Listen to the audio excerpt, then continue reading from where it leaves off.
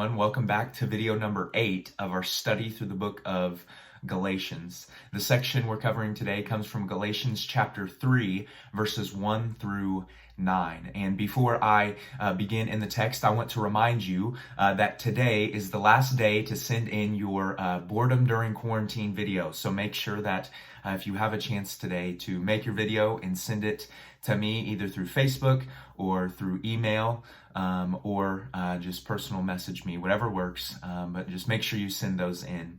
As we continue in the text today, we're going to see that Paul is continuing his argument for the freedom that we have in the gospel, that he is defending the freedom that we have in the gospel. And as he kind of shifts corners here, he's not really going to talk so much about himself and the talks that he's had with other people, but he's going to start pointing to the Old Testament quite a bit here. And so I'm going to try and explain this as best as I can as we go through this text. But remember, as he's continuing through this letter, he is trying to show that no matter what, he is defending the freedom that we have in the gospel, that this freedom is not obtained from the works of the law, but instead by mere faith and belief and obedience to Jesus. And so let's continue in the text today with Galatians chapter 3, verses 1 through 5. This is what it says.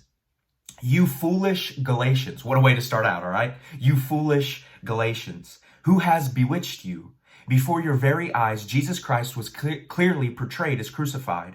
I would like to learn just one thing from you. And then he's going to start asking some rhetorical questions right here. Did you receive the Spirit by the works of the law or by believing what you heard? Are you so foolish?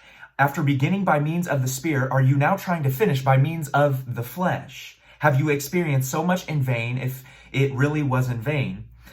So again, I ask, does God give you his Spirit and work miracles among you by the works of the law or by believing what you heard? What I think Paul is trying to do here in the first 5 verses is tell you this. Remember how your story began. Remember how your story began. Did the pastor tell you that, if he did, this is wrong, did he tell you you need to do the works of the law so that you can come and believe in Jesus and receive this citizenship in the people of God? Or did he say that you need to hear the message of the gospel, you need to believe and obey Jesus, and this is how you become a part of the people of God? So Paul right here is saying, did you receive the Spirit by faith and believing in the message that I preached, or did you receive it by works of the law? Well, of course, they didn't receive it by works of the law. They received it by believing in the message that he preached. And so he's trying to ask these rhetorical questions, making it very simple for them. No, it's not by the works of the law that you receive these things. Rather, it's belief in the message that I preached. And so he's saying, remember how your story began. But then he continues on in verses 6 through 9. This is what it says. So also Abraham believed God, and it was credited to him as righteousness. Understand then that those who have faith are children of Abraham.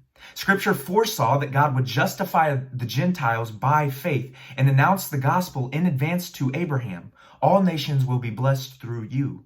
So those who rely on faith are blessed along with Abraham, the man of faith. And this is where I think Paul's trying to go with here in verses 6 through 9.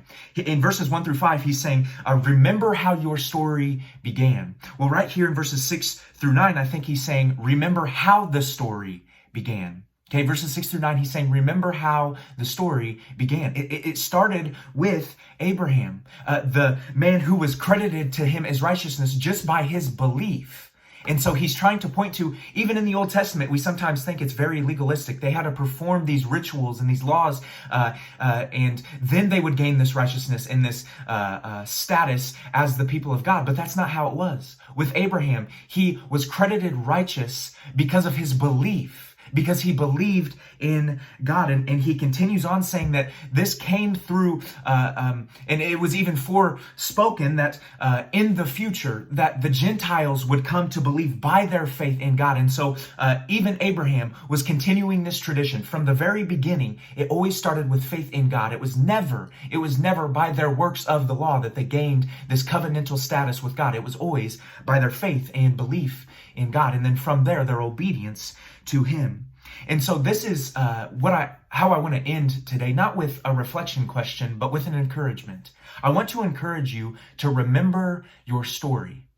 Okay, remember your story. Remember how you were once a sinner.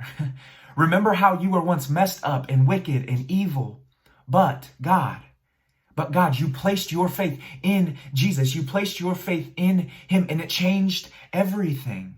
And I think Paul right here is trying to point to us that we do not need to try to gain anything by the very works of the law. Instead, remember your story. Remember how you placed your faith in Jesus and started to radically follow him, and your life was different ever since then.